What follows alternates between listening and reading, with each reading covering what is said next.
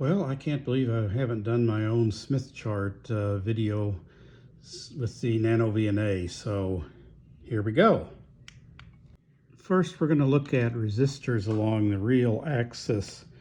Now, I've put in a 0 ohm resistor, and we're at 0 ohms on the real axis, which is the horizontal axis.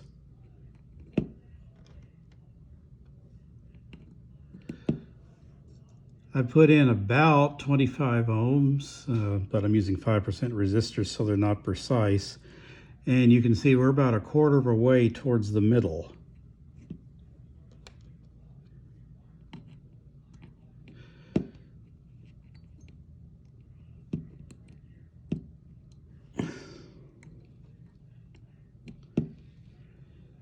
$50 ohms would be the middle of the chart.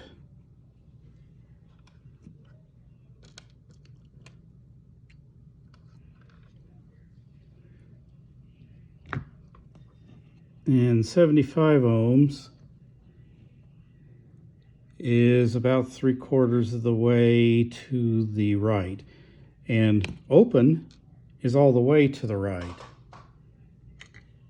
Next, we're going to concentrate on capacitors and the capacitive region of the Smith chart, which is the bottom portion of the Smith chart. I'm starting out with 100 picofarads.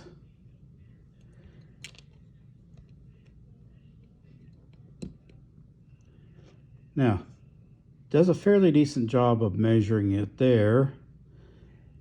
And you notice it's pretty close to the real axis, so this is a very small capacitance for the instrument to measure. You also notice the curve. Remember what a capacitor is. Its impedance varies with frequency, so this curve is normal, and since I have my scale set to 50 kilohertz to 100 megahertz, that would be its impedance at 100 megahertz. Now we're going to go up by a factor of 10. We're going to go to 1,000 picofarads. Now you notice it still does a fairly decent job of measuring it, but now this impedance curve switches to the inductive region after it passes the real axis. This is a real phenomenon. The capacitor has a self-resonant frequency where it crosses the real axis, and above that self-resonant frequency, it will act more inductive than capacitive. Going up another factor of 10. You can see we've gone down a little bit along the curve, and this is still measuring it. It's slightly below 10,000 picofarad. So we're going to try 100,000 picofarad, 0.01 microfarad, or 100 nanofarad, however you want to express it. It's measuring it as about 94 nanofarads. Next, we go up another factor of 10 to 1 microfarad.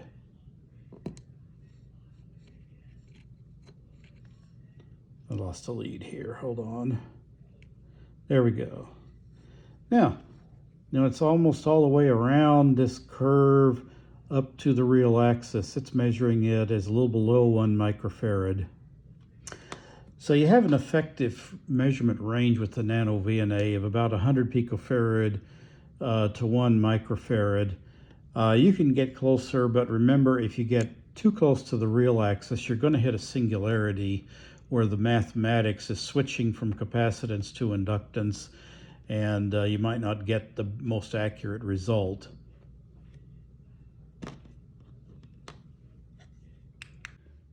I don't have the nice range of values for inductors that I did for capacitors. However, I can demonstrate them. You can see that this is a 15 microhenry inductor, and it's on the top half of the Smith chart.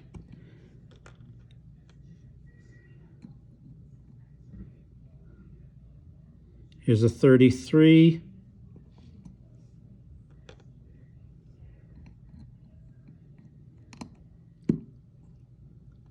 And here's 1 millihenry.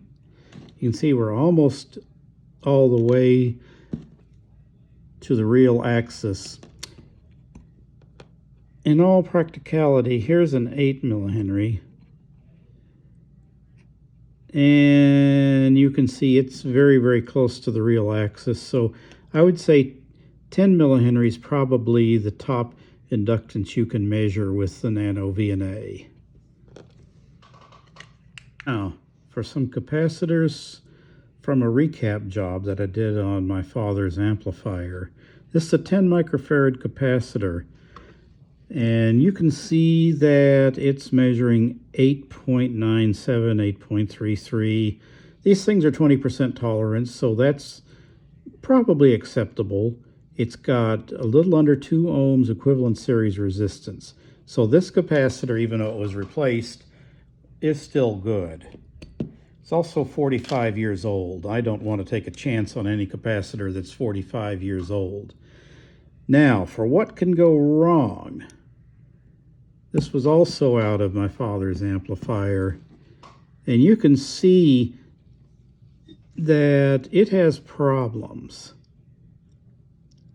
Okay, it's a 1 microfarad capacitor, but its equivalent series resistance is close to 18 ohms. This is unacceptable, and this one needed to be replaced.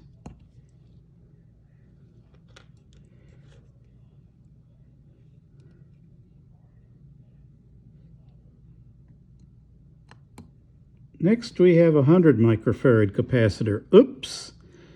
It's only measuring a few 100 picofarads, and its equivalent series resistance is all over the place.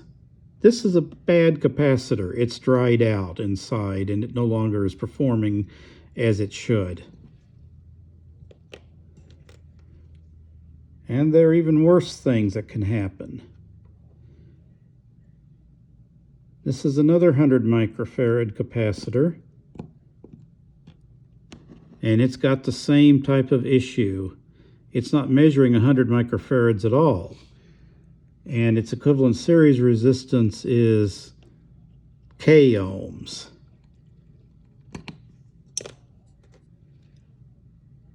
Now, here is a 220.